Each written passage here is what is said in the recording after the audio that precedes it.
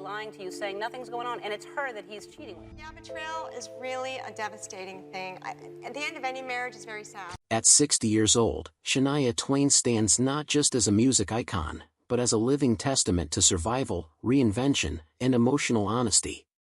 Long before stadium tours, record-breaking albums, and global fame, she was simply Eileen Regina Edwards, a quiet girl growing up in the unforgiving landscapes of northern Canada.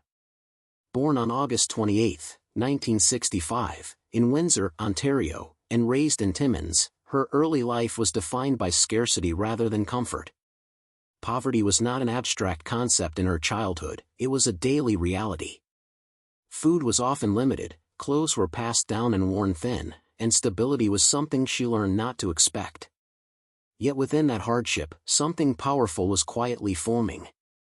Music became her escape, her comfort, and eventually, her purpose. Even before she fully understood what a career in music looked like, she felt a deep connection to sound, melody, and storytelling. It was as if music spoke to her in a language that made sense when everything else felt uncertain. From a very young age, Shania learned that survival required strength beyond years. She understood responsibility early, and that sense of duty would shape every decision she made in the decades to come.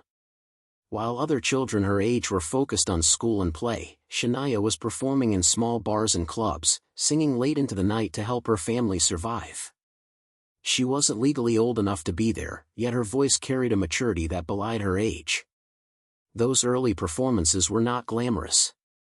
They were exhausting, sometimes intimidating, and often thankless. But they taught her discipline, resilience, and the power of connecting with an audience. Music was no longer just an escape, it was a responsibility. Every note she sang mattered, because it helped keep food on the table. Through unstable family dynamics and emotional turbulence at home, she held on to one belief with unwavering faith: her voice could carry her somewhere better. Even then, she wasn't chasing fame. She was chasing possibility. When Shania was just 21 years old, tragedy struck with devastating force.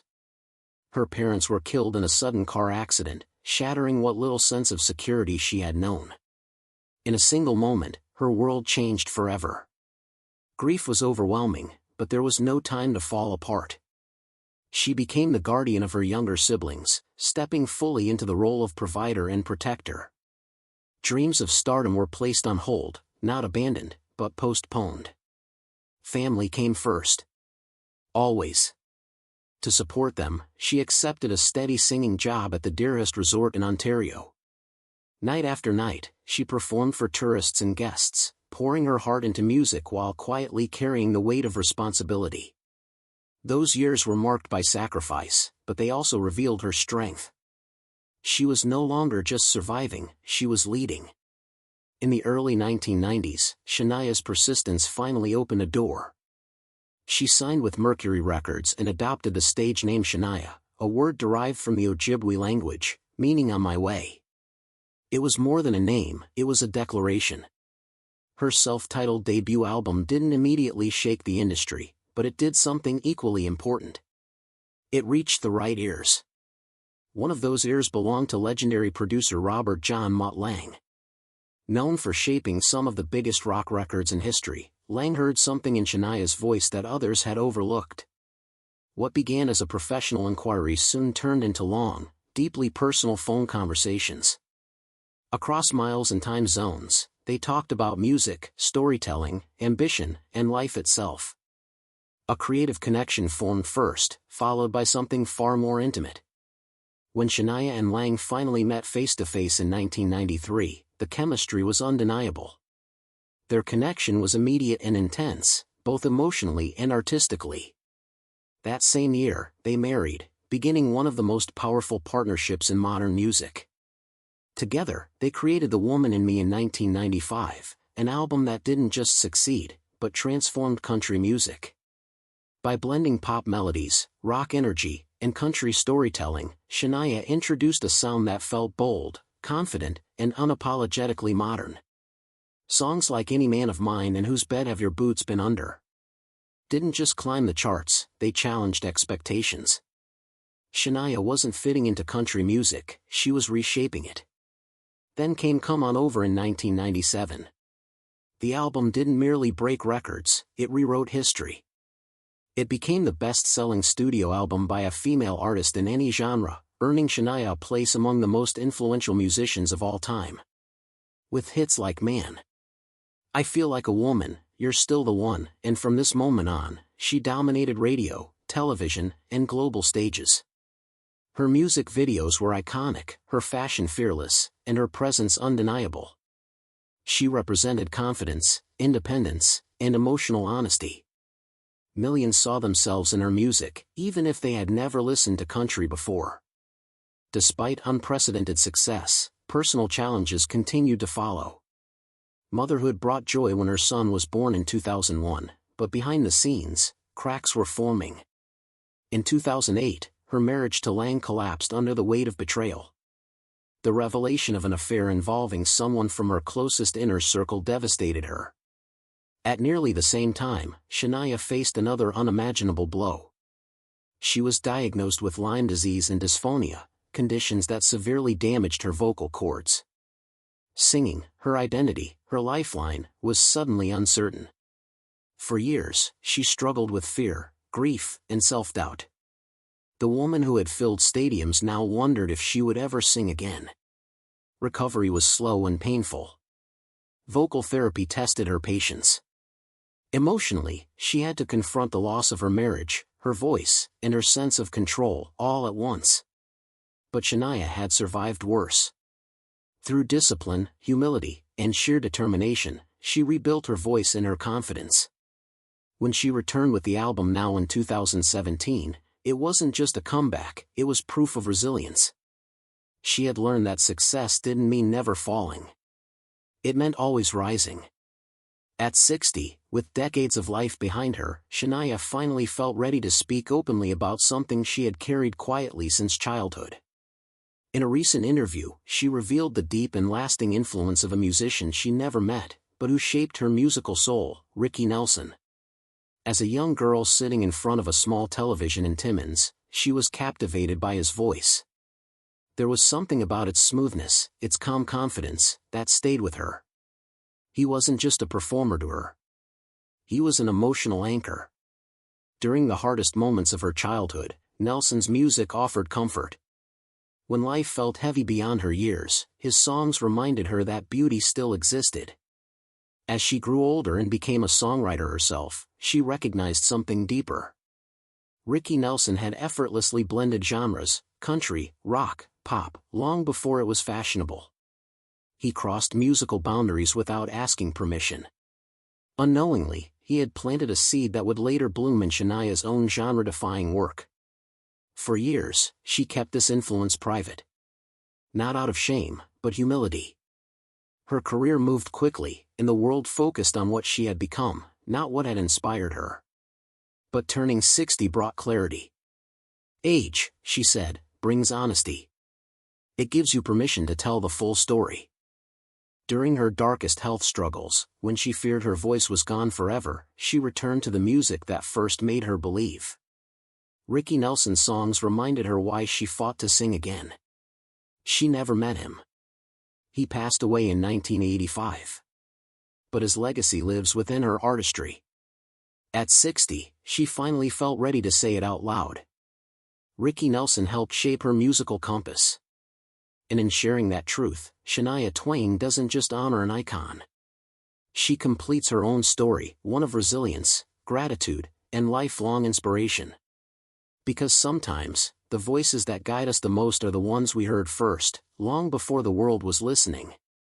Reaching the age of 60 was not something Shania Twain feared. In fact, she described it as one of the most liberating milestones of her life. Where youth often comes with pressure, to prove, to chase, to conquer, age brought clarity. It gave her the freedom to look back without regret and speak without hesitation. For the first time, she felt no need to protect an image or uphold expectations. The industry had already witnessed her success. The world already knew her strength. Now, she wanted to honor the journey honestly, including the unseen influences that helped guide her when no one was watching. Turning 60 wasn't about slowing down. It was about understanding where she came from and why her story unfolded the way it did. Every artist carries invisible threads connecting them to the past. Some influences are loud and obvious, while others remain quiet, woven so deeply into one's creative identity that they go unnoticed for years. For Shania, Ricky Nelson was one of those quiet threads. His influence didn't announce itself in a single song or performance. Instead, it lived in her instincts, in the way she approached melody, phrasing, and emotional restraint. He taught her, without ever knowing it, that power didn't always need volume. That understanding would later define her music.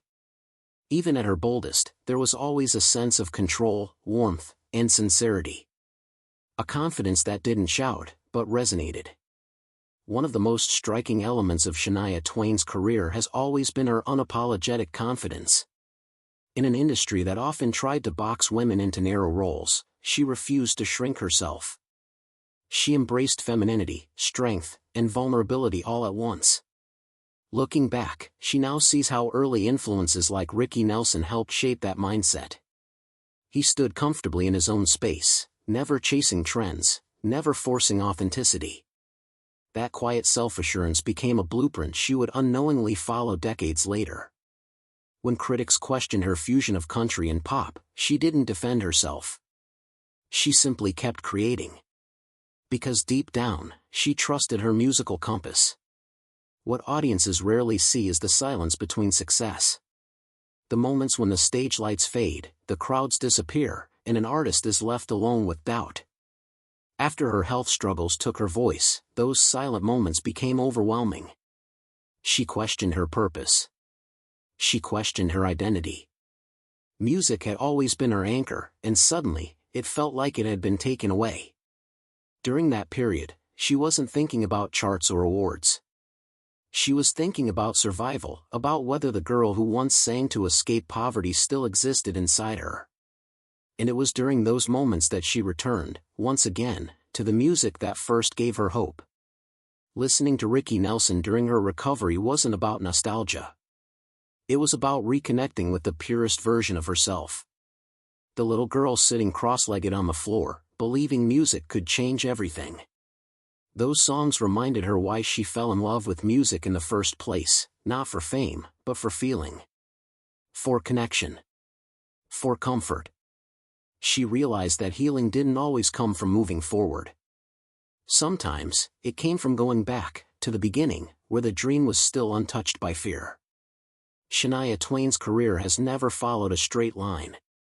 Each chapter required reinvention, whether she was redefining country music, rebuilding her voice, or reshaping her personal life after heartbreak.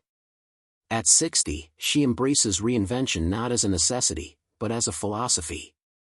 She no longer sees change as loss. She sees it as evolution. New music, residencies, documentaries, and public appearances are no longer about proving relevance. They are about expression. About joy. About honoring the woman she has become. When Shania speaks today, there is a noticeable shift in her tone. Less about achievement. More about gratitude. She openly acknowledges the artists, moments, and even hardships that shaped her. She understands now that greatness is rarely built alone. It is formed through influence, inspiration, and endurance. By finally speaking about Ricky Nelson, she isn't rewriting her story. She's completing it.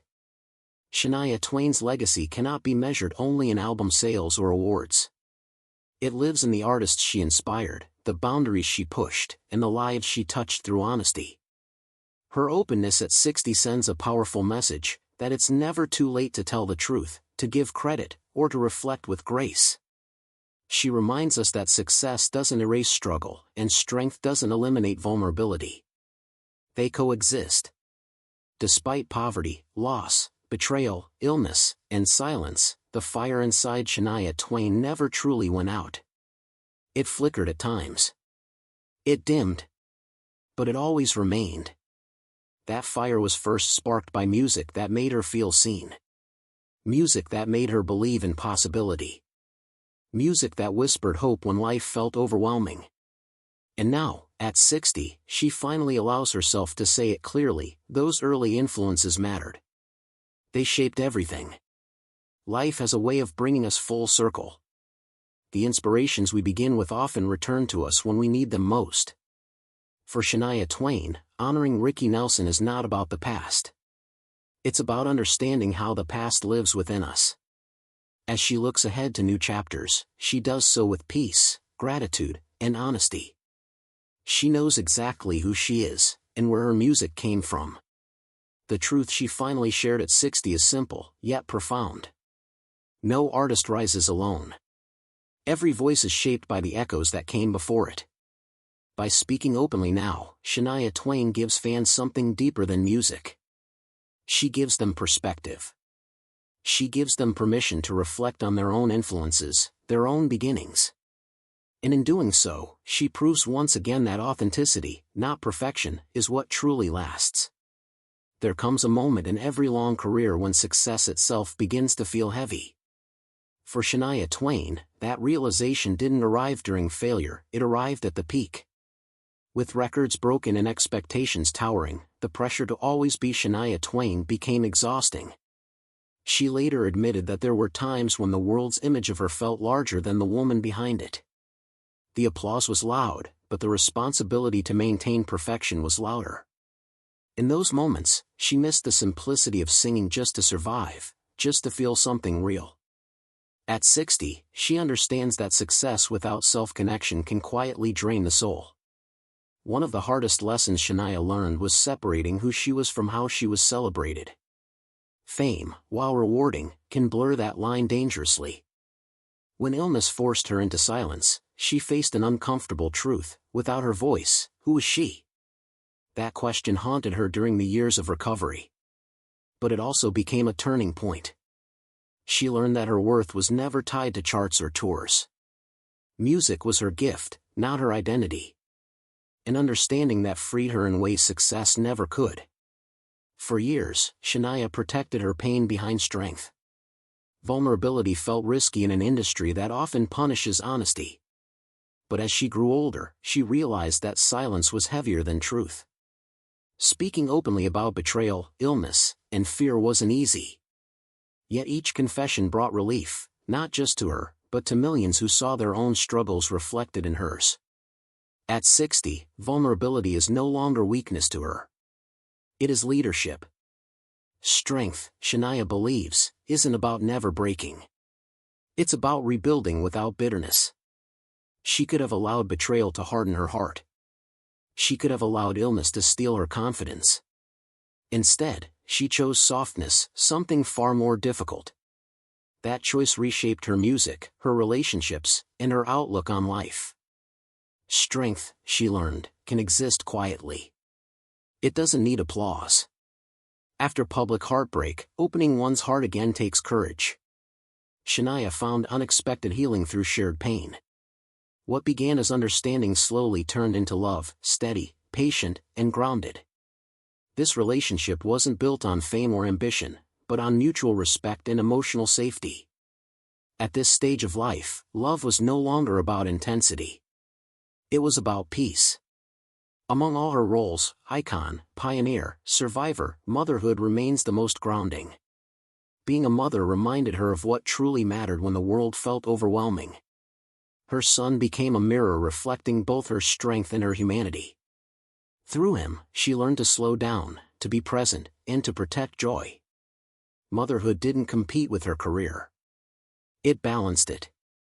Few industries fear aging more than entertainment. For women especially, turning 60 is often treated as an ending.